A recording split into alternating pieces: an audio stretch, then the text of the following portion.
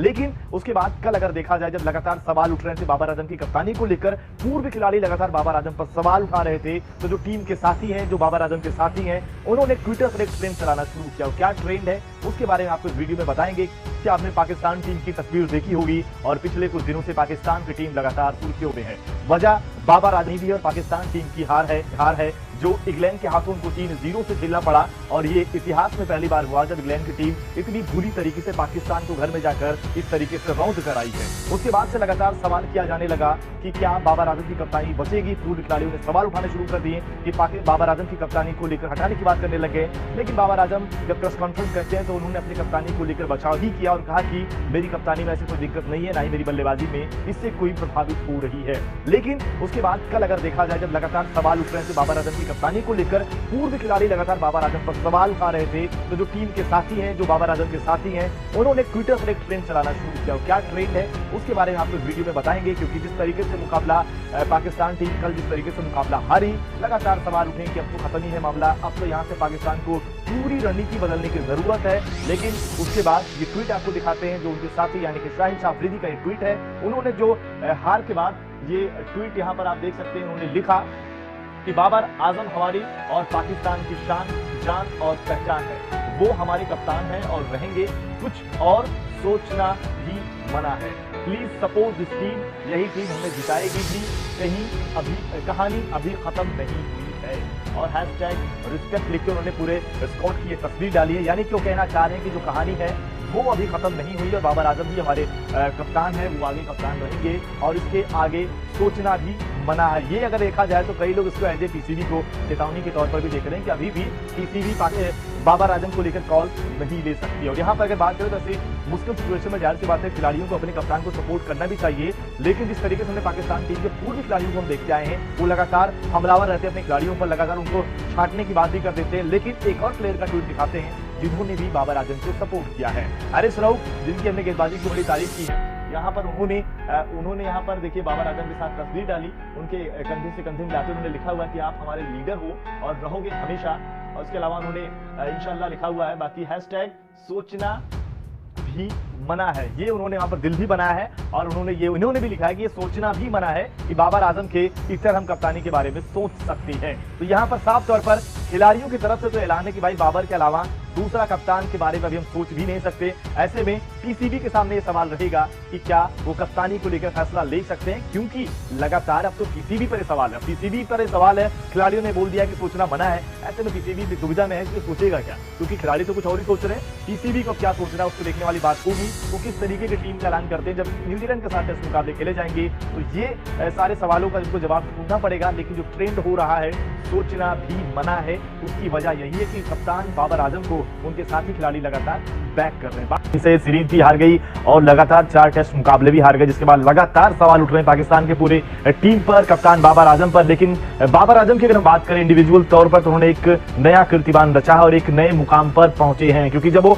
बल्लेबाजी कर रहे होते हैं, चाहे वो ओडीआई फॉर्मेट हो या फिर T20 फॉर्मेट हो, एक समय तो दोनों में नंबर 1 थे। सवाल चल रहा था कि क्या वो टेस्ट में भी नंबर 1 बन जाएंगे। तो ऐसे में T20 में खैर वो नीचे खिसक गए, ओडीआई में नंबर 1 है। यहाँ पर जो आईसीसी की नई रैंकिंग आई है टेस्ट में, वहां पर बाबर आजम नंबर 2 पर पहुंच गए हैं। आपको दिखाते हैं बाबर आजम की क्या रेटिंग्स है, उसके अलावा क्या दूसरे खिलाड़ियों को क्या नुकसान हुआ है और बाबर आजम को नंबर 1 पहुंचने के लिए भी कितना और जोर लगाना पड़ेगा। तो ये आपके सामने स्क्रीन पर आईसीसी की रैंकिंग है, जहां पर आपको दिखाने की कोशिश कर रहे हैं कि जिस तरीके से उनको जो फायदा हुआ है वहां पर इस टीम मुकाबलों की सीरीज में जो उनके रन आए थे, चाहे वो पहली पारी की बात करें, वहां पर भी उन्होंने शानदार तरीके से शतक लगाया था। बाकी के मुकाबलों में भी अगर बात करें तो बाबर आजम ने वहां पर भी रन किए, शतक नहीं आया पर 50 जरूर उन्होंने वहां पर स्कोर किया। इसके अलावा अगर हम बात करें तो फिर टीम को जिताने वाले रन उस तरीके के नहीं रहे, पर हाँ उनके जो हम लगातार बात कर रहे होते हैं उनके इंडिविजुअल रन पर, वहां पर उन्होंने स्कोर जरूर किया। तो बाबर को फायदा हुआ। स्मिथ वहां पर नंबर 2 से खिसक कर नंबर 3 पर आ गए, क्योंकि उन्होंने जो अफ्रीका के खिलाफ पहला टेस्ट मुकाबला हुआ वहां पर दोनों पारियों में उस तरीके से रन नहीं आए। पहली पारी में अगर बात कर ली जाए तो पिच ऐसी थी जिसको रेटिंग भी खराब मिली, वहां पर उनके रन थोड़ी बहुत थे भी, रन तो स्मिथ के ही थे, तो वहां पर अगर आप देखें, और बाकी ट्रेविस हेड के रन थे, तो ये जरूर वहां पर था। इसके अलावा अगर बात कर ली जाए तो एक बार आपको समझाने की कोशिश करते हैं जो रैंकिंग आई है वो किस तरीके की है। यहाँ पर ये आपके सामने स्क्रीन पर है, यहाँ पर आप देख सकते हैं लबुशेन जो लगातार नंबर 1 बने हुए हैं, 936 रेटिंग पॉइंट्स है इनके। इसके अलावा बाबर आजम के 875 रेटिंग पॉइंट हो चुके हैं और वो स्मिथ से 5 पॉइंट ऊपर पहुंच गए हैं। तो ऐसे में इनको नंबर 1 पहुंचने के लिए अभी बहुत ज्यादा जरूरत तो अभी काफी रनों की है, ऐसे में अभी उम्मीद कम रहेगी कि अभी वो नंबर 1 पहुंचेंगे। इसके लिए लबुशेन को बहुत खराब खेलना पड़ेगा।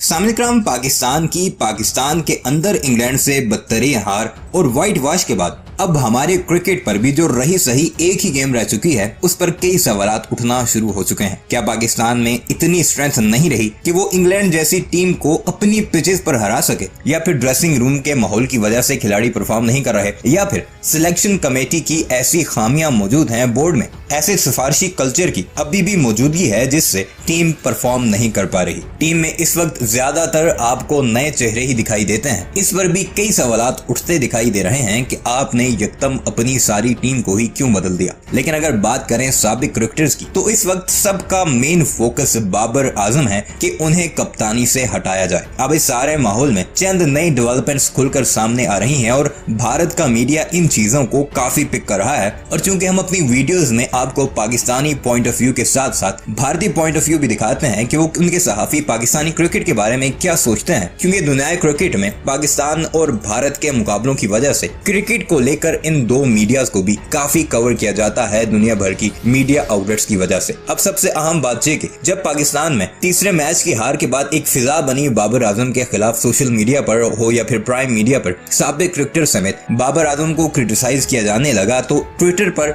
और दूसरे सोशल मीडिया पर एक हैशटैग चलना शुरू हुआ जिसमें पाकिस्तान के मौजूदा खिलाड़ियों ने भी काफी बढ़ चढ़कर हिस्सा लिया। वो हैशटैग था सोचना भी मना। अब इसे लेकर चंद खिलाड़ियों की ट्वीट्स आपको दिखाते हैं, जिसमें सबसे पहले शहनशाह अफरीदी ने एक ट्वीट किया है जिसमें इसी हैशटैग को उन्होंने इस्तेमाल करते हुए लिखा कि बाबर आजम हमारी और पाकिस्तान की शान, जान और पहचान है। वो हमारा कप्तान है और रहेगा, कुछ और सोचना भी मना है। प्लीज सपोर्ट दिस टीम, यही टीम हमें जिताएगी भी, कहानी अभी खत्म नहीं हुई, हैशटैग रिस्पेक्ट। इसके अलावा बाकी भी चंद खिलाड़ियों ने इस बारे में ट्वीट्स की हैं। और अभी जो आपके सामने ट्वीट चल रही है वो है हारिस रऊफ की, जो पाकिस्तान के फास्ट बॉलर हैं। वो लिखते हैं आप हमारे लीडर हो और रहोगे हमेशा इंशाल्लाह, हैशटैग सोचना भी मना है और हैशटैग रिस्पेक्ट। यानी पाकिस्तान के मौजूदा खिलाड़ी बाबर आजम के लिए रिस्पेक्ट मांग रहे हैं, जबकि साबिक खिलाड़ी बाबर आजम के ऊपर शदीद तनकीद करते दिखाई दे रहे हैं। और यही सारा मुद्दा है जिससे अब भारत का मीडिया भी काफी उछालता दिखाई दे रहा है और इस सारे मामले को भी उन्होंने अपने मीडिया पर कवर करने की कोशिश की है। और यही सब कुछ आपको हम दिखाते हैं, फिर फैसला आपने करना है